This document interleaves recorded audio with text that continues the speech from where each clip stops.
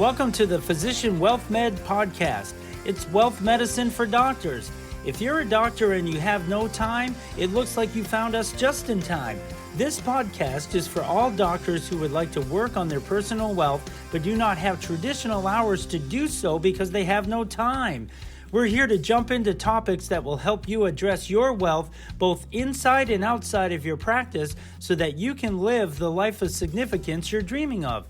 You'll hear from your peers, you'll hear from industry professionals, and your host and wealth advisor, me, Kevin Sullivan. This is your time. Now let's get started with today's podcast.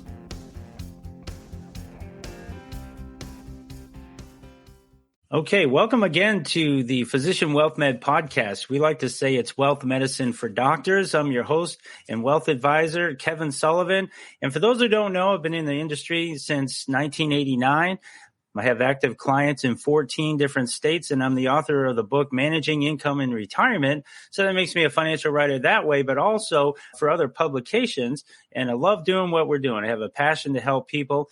And this podcast here is specifically designed for doctors. And we bring no recommendations as far as that goes to the show, but it's our desire just to provide good educational content for doctors so that they can view this and see this, hear this on their own time when they have time to do it, because we know you're busy. And we have the pleasure today of having Dr. Mike DeCubellis with us here from his chiropractic center called the Chiropractic and Wellness Center in Downers Grove, Illinois. He's received his bachelor degree from the University of Florida in nutritional sciences. Extremity and fitness work has always been important to him, so he's completed his certified chiropractor extremity practitioner training to better treat patients with other joint issues besides the neck and back. He's also the author of 2 books, with the latest one released in July of 2022 entitled, Why Didn't the Pain Go Away? And I just ordered that myself, and I'm sure it's going to be a great read. If you don't own it, we'll have the image, we'll have the contact information of how they can get your book too here today on the podcast. He's well connected to his community, and he's been seen on NBC, CBS, ABC, Fox, and other various networks. And he's all over LinkedIn, which is how I found out about him, with multiple posts per day. And he loves the educational side of his profession, and it definitely shows. And I understand he's a Tampa Bay Buccaneer fan. We just had a conversation about that. Me too, for various reasons. But welcome today to the podcast. I appreciate you joining us, Mike. Yeah, thanks for having me. Thank you so much for joining us today. Tell us a little bit about your team, who you are in your practice, and what's going on there. And as I said before, I'd love to find out about your TV experience and what you do there, and of course about your books. Let's just dig right in. Tell me a little bit about your practice and your staff and what's going on there in Illinois. Yeah, so my practice is really designed to be, our focus is on chronic and complex injury-related issues. So we do a lot of personal injury, but also people who have had issues going on for a while. They've been to various other doctors and just never got great results. So we take time to actually look and connect things together, find out what's going on, make sure we document everything properly, diagnose everything properly, work with other doctors when need be. This way we put everything together and we put the patient first, so we get the best results possible, even if it's not in our clinic, if we need to work with someone else. So with that, we have our staff trained to make sure that we are checking all the boxes along the way, getting all the information we need to, whether that's past medical records, contacting an attorney that might be working on the case, whatever it might be, but also making sure that the patients, their questions are answered, they feel completely comfortable, and they know what's going on all along their journey as well. That sounds great. So it's nice to have all your team on the same page for what you're doing. I'm sure. Tell us about your client experience when they come in. Yeah, so the biggest thing is that when we first start, we're going to take a really deep dive into what's going on. So usually patients are here for about an hour, sometimes more, depending on how in-depth we need to go. But I want to know what's going on with them, how long it's been going on, what could be causes, and then we're going to link that with also what we find physically. A lot of patients don't realize that their gait or biomechanics have changed. They're just focused on their pain. So we need to look at all of that, because we're looking for end game, the goal here, not just symptom relief. We want to make sure it doesn't come back if that's possible. I know you wrote the book and talks about like personal pain going into a lifetime of pain. Tell us a little bit about that. Yeah. And that's what I think a lot of people don't understand is that anytime you have an accident, injury, trauma, or discomfort, your body's going to go through 3 different phases of healing. Now, at each phase, there's timelines for how long they last, but there's also processes that are going on inside your body to make sure that you heal the right way. Now, on the other side of that, there are some negative effects of healing that become permanent if you don't do the right things at the right time. Some of it's as simple as when you use ice versus when you use heat. Some of it's when you should be doing strengthening versus when you should be doing stretching. But it's also playing around with knowing when scar tissue is developing and how to make sure it doesn't form there, and making sure, again, we're looking at long term. So our treatment kind of changes as they go and as they're reaching certain biomarkers as well. That's fantastic. I know with my chiropractor, he has that spinal image that you can see, and you can see where you're pulling to the left, pulling to the right. I don't know if that's old or new technology or something that you use as well, but it is nice to see if you're aligned or not after you're done. Yeah, we do something a little bit different because that, while that's very helpful, that's very more symptomatic. So we want to look at, okay, what's causing those muscles to pull this way? We look at things like the gating mechanism and how long things have been there. So we look at all these different things, and everyone's going to be so different. So it's really all about making sure we can track it, because we might need to change someone's treatment after a week versus someone else maybe after a month. So how do you tie in your marketing to how you get patients in the office? Is that a big part of how you generate new patients coming in? Tell us a little bit about your marketing. Yeah, so we do things that are a little bit different than a lot of other chiros. Really big on trying to get my name and brand out there, really through clinical excellence. So first thing I've done is gone through and made sure that I have extra credentials and qualifications that set me apart. So this way I can be an expert in the field. And then also make sure we connect with also other local businesses that are in the area.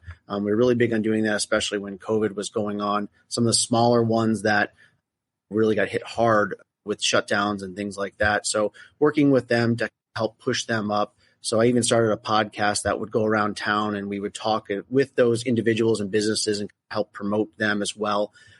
So really just, it's about working with others, letting them see what you do, and then from there getting referrals. And that's really been our kind of our basis. Now, do other chiropractors in your city do the same thing, or do you find that you're out there, you're doing a little bit more than others, or where do you think you fit there?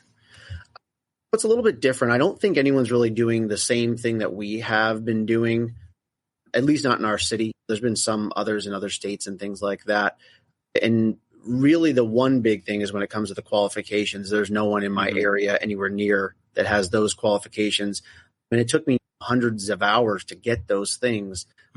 But I did it because I felt like this is going to not only help the patients get better, but it helps me work with other doctors and specialists on a closer to that same level, because now we're speaking the same language and we can understand the same things. When I can sit there and discuss an MRI with an orthopedic surgeon and tell them, hey, this is what I'm seeing, this is why I think you should take a look at this patient, they respect that a lot more.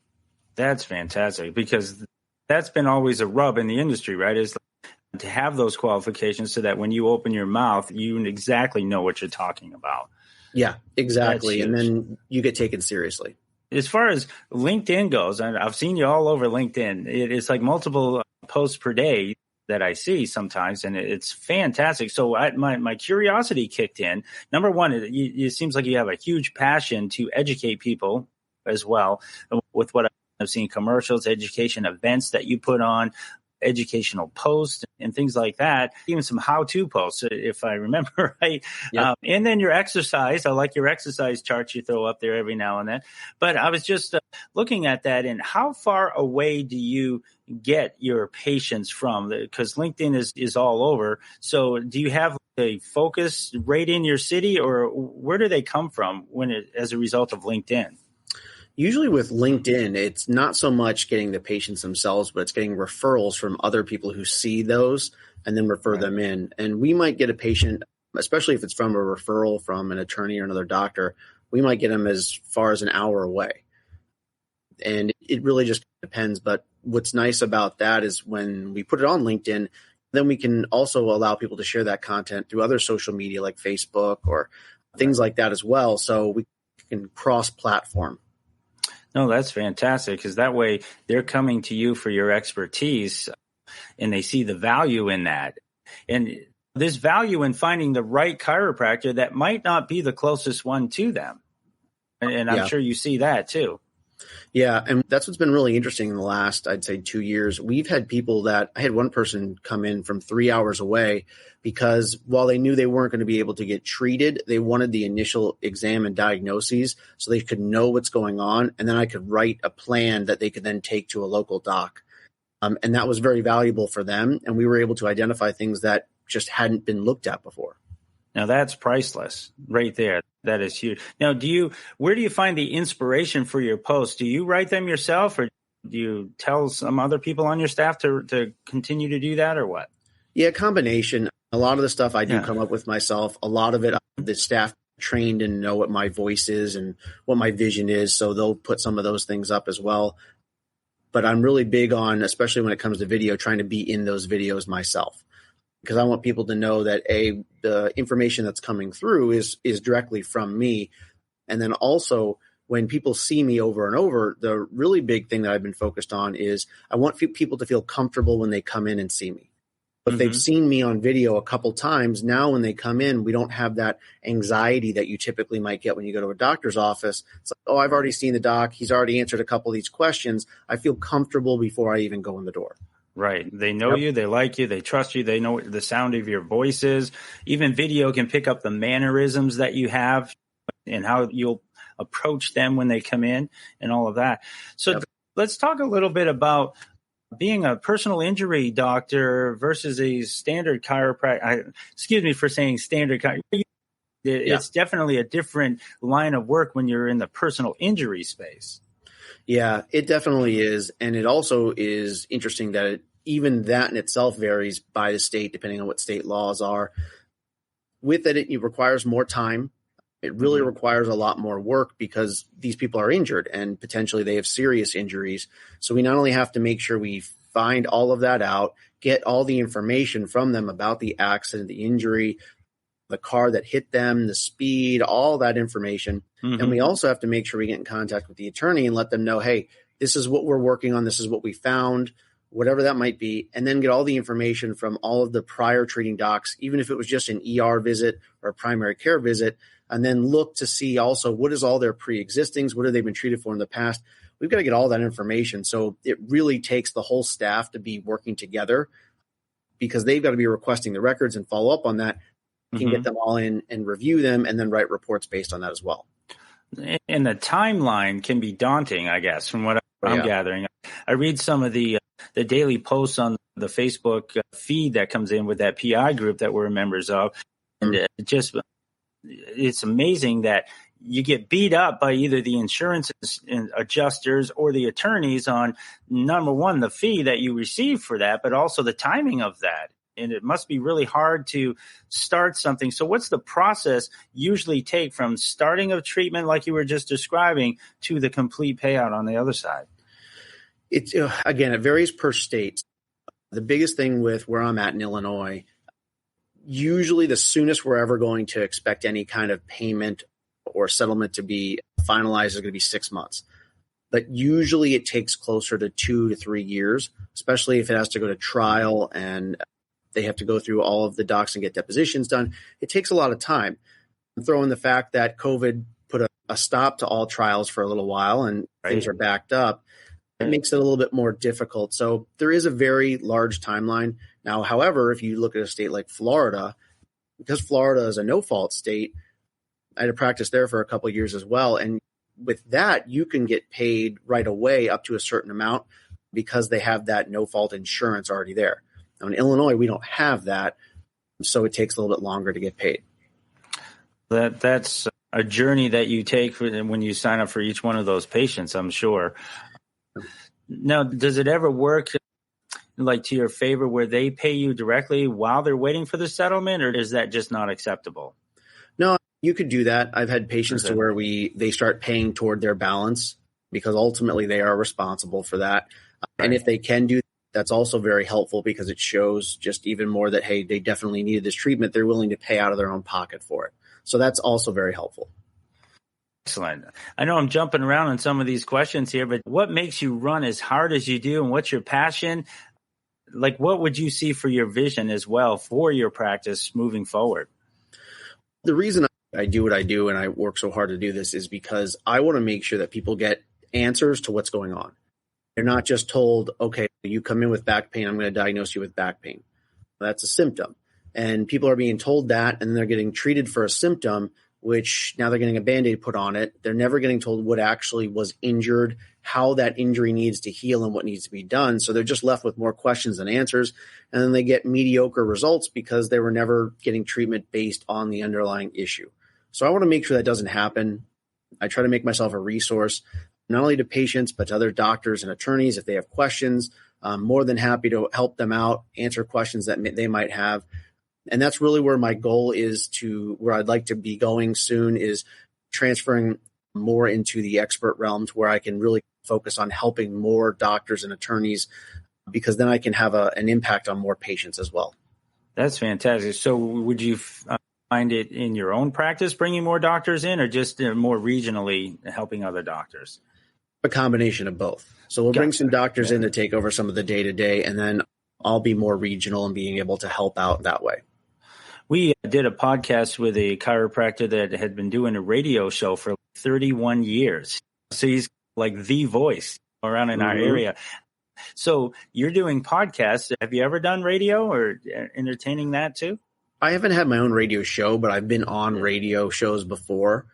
And it's interesting. It's very strange going to radio, especially if there's no video feed, because I'm just so used to being on camera and having to always look forward and that stuff.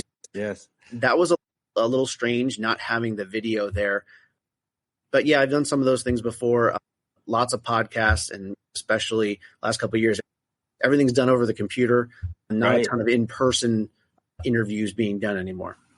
Now, with your position that you have now, I know that COVID made video mainstream. It used to be a luxury that you'd have. Yes, we have video. We can talk to you.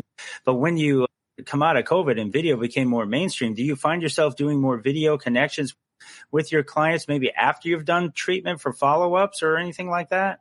No, not really, because there's only so much you can get by talking to someone. I have to physically see them, so we just can't do any of the tests.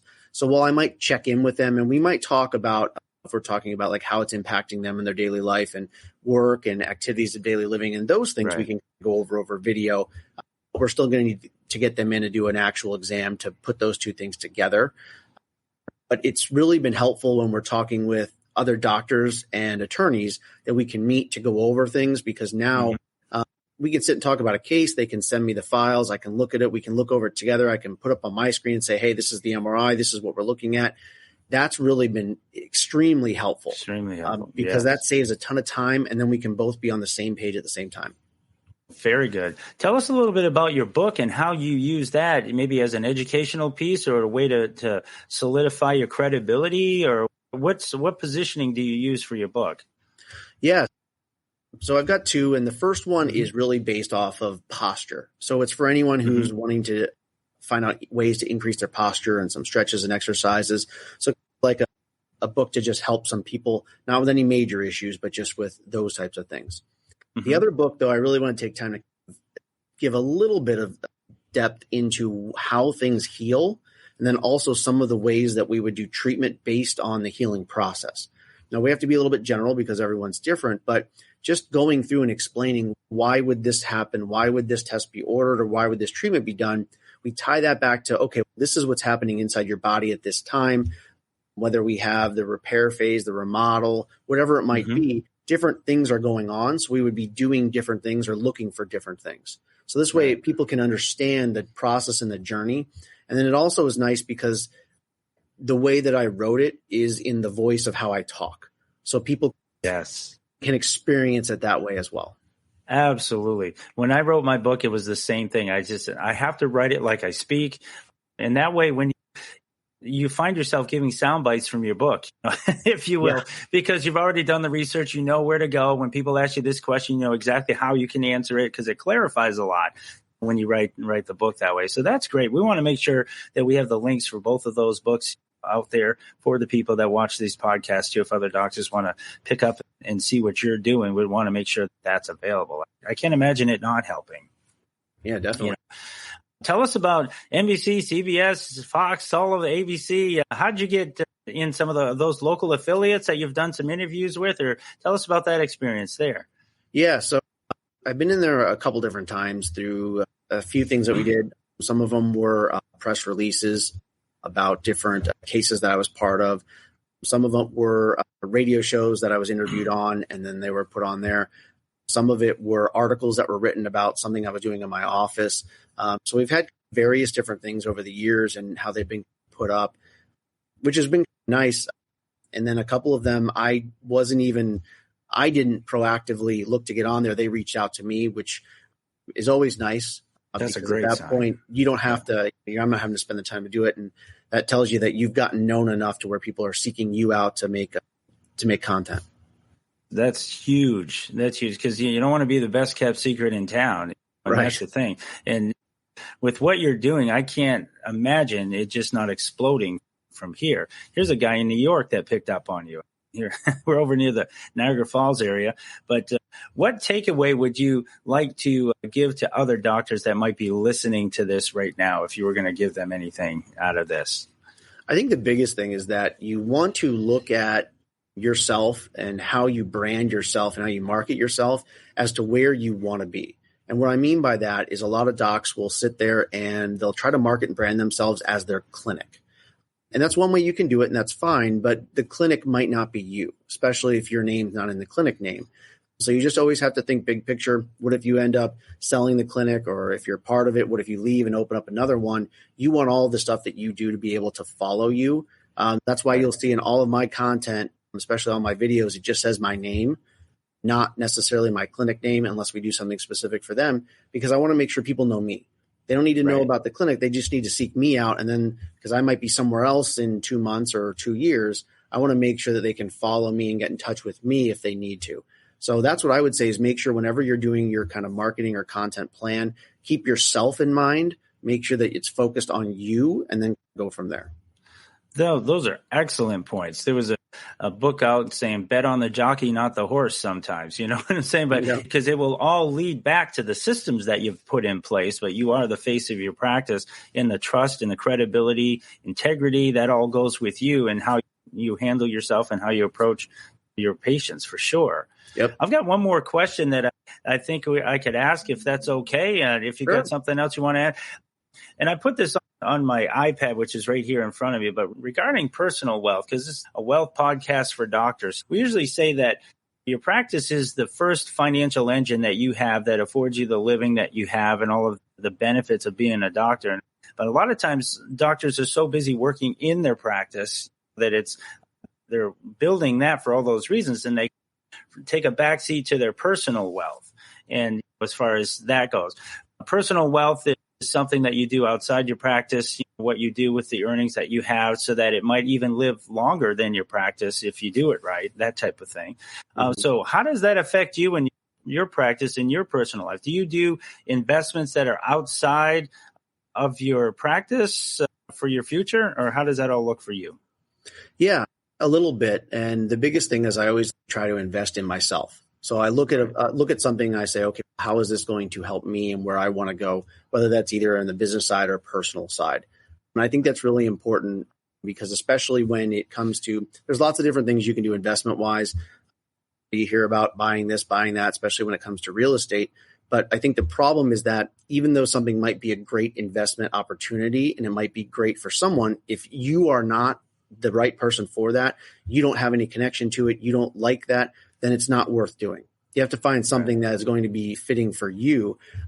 So maybe it could be, and there's lots of different possibilities, but I know people in this area, one of their investments was season tickets with the Cubs, because with the Cubs, they had a 20-year wait list to get on season tickets. So when they got in there, they were able to sell those tickets to almost every game, but I don't know how many games are, 80 some games. So in each ticket, they were selling for 4 times the amount what they were paying for it. They did that over a 10-year period.